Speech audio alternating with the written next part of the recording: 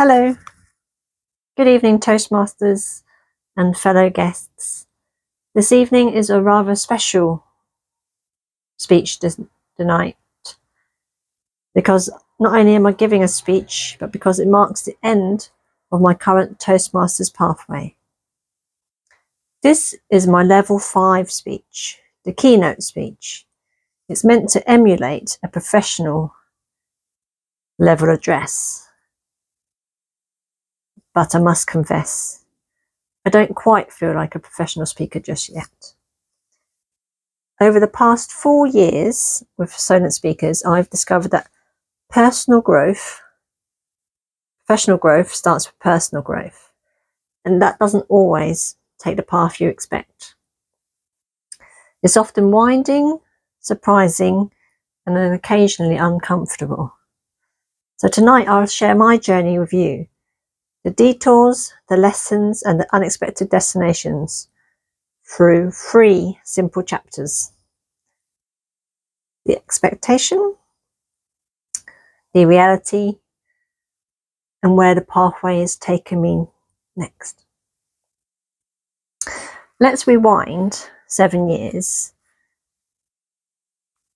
At the time, I'd just co-founded Wheeler and Nye Chartered Surveyors, and I was wearing many hats: surveyor, administrator, marketeer, and networker. It was about gaining visibility in business, and I wasn't quite confident enough in the public speaking skills required. And here's what I thought brought me to Toastmasters: professional credibility. Public speaking seemed like a tool successful professionals used, and they made it look effortless, persuasive, and polished. I thought I'd need some of that. My lack of confidence, I needed to practice and a structure to help me improve. And that's where, through networking, after hearing multiple times about Toastmasters, that I decided to act.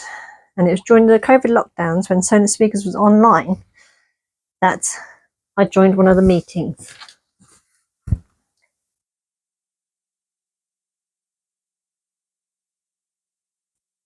Sorry, I was on mute.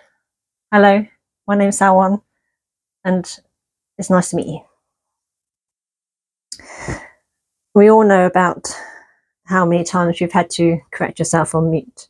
But in any case, being online was superb, a real catalyst, and felt far less scary than a real life in-person meeting.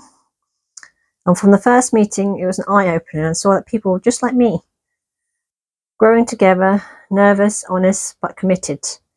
And I thought, this is where I want to be. So my expectations was that I'd be able to create business-focused speeches.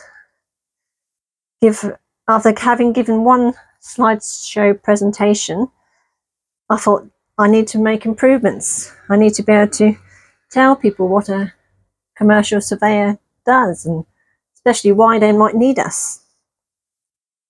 And I expected to be able to have lots of time to practice and give really polished deliveries and be so well versed that, as I say, 10,000 hours, and I'll become an expert at public speaking. And then finally, all these areas of opportunity to practice, I'll be building up my confidence, and it's definitely a training ground to learn about delivering professional business speeches. But the reality was somewhat unexpected and different, but still a positive experience. So let's just say my speeches wandered beyond talking about commercial property. Firstly, my icebreaker was not about business at all, but it was about me, my story, my passions. And then there came other stories and speeches about rock climbing, and even developing performance and acting skills, which wasn't really in my plan. I've become quite animated. And through Pathways, the speechcraft skills meant that I was able to speak on other topics that not only interested me, but hopefully my audience, such as talking about creating social media and networking connections. And not just where the business focus was, but on my volunteering in other committees. Each speech revealed a new layer, not just what I know, but what Toastmasters has taught me to become a more confident and curious individual. Through Toastmaster meetings, I took on more meeting roles, volunteered to be on the committee, as well as outside of work, a different committee, which was the Ports of Property Association. And it's through building the confidence in engagement and speaking and doing the speeches in Toastmasters, I didn't quite deliver more peer-to-peer presentations, but I did do more 10-minute presentations at networking meetings and was able to give 1 to 2 minute impromptu answers to topics asked of me. And another unexpected direction is creating my YouTube channel, where I've recorded my Toastmasters presentations, as well as my presentations outside of Toastmasters, and created a kind of a critique and internal dialogue to give you the behind the scenes thought processes.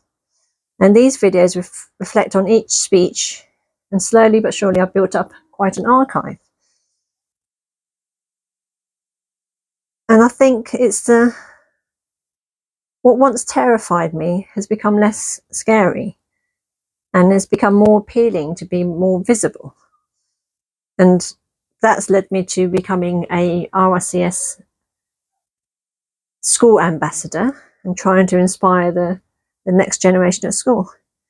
And the best part is I didn't even realise it was happening. One day I looked back and thought, how did I go from a nervous online attendee to someone leading parts of a meeting? I not only attend meetings, but I help shape them by volunteering to do roles. So where next? I hear you think. I've decided to learn British Sign Language, and this forms part of my communication journey, something unexpected.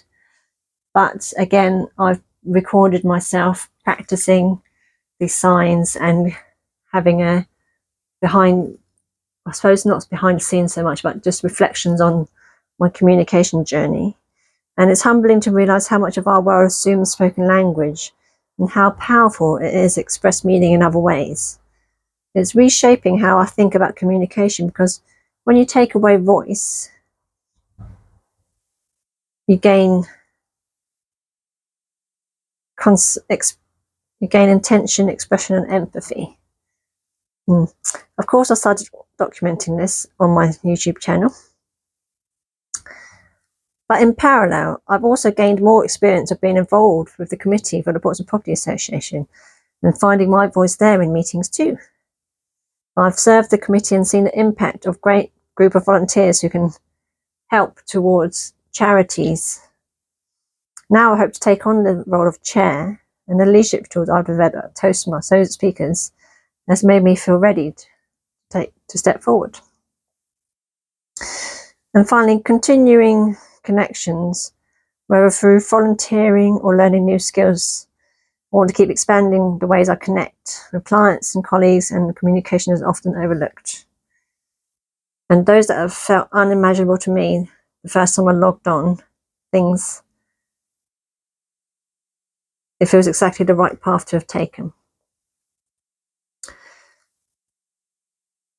If there's one message I want you to walk away with tonight, it's this. You may join Toastmasters to learn how to speak, but you end up learning how to listen, lead, and transform. You can grow beyond your original goal. I came here to write business speeches, but I found my story and the courage to tell it. And the journey helped me find my voice, not just a professional one. You become braver with every step. I'm unmuting myself in a virtual meeting, just telling stories about rock mishaps, to embracing roles like grammarian. Every part of this journey has made me bolder and more present. And you build something lasting, not just skills, but confidence, community, and character. You don't just speak more clearly, you learn more bravely. You realise that growth doesn't always look like a polished delivery or a perfect PowerPoint. I confess I don't know if I've put in 10,000 hours, but I'm certainly no professional speaker. And though I haven't always dedicated enough time to practicing, sometimes growth is just saying, yes, I'll do it anyway, even if you feel unprepared or underqualified. Sometimes it looks like standing up, even when your hands are shaking. Sometimes it looks like helping someone else take their first step, or stepping up to running a meeting, or offering feedback that helps someone else shine. I joined Toastmasters to speak about property, but what I found was a foundation for confidence, for connection, and for community. So no, I may not be a professional speaker yet, but I am a better communicator, a more courageous leader, and a more connected human being. And that's something that doesn't need a certificate, title, or trophy. Although a trophy might help a little bit. Thank you, Toastmasters, for giving me the platform to grow and the courage to speak and the confidence to keep going. So I ask you, what shapes your journey? Thank you for being part of mine, and I hope this becomes part of yours.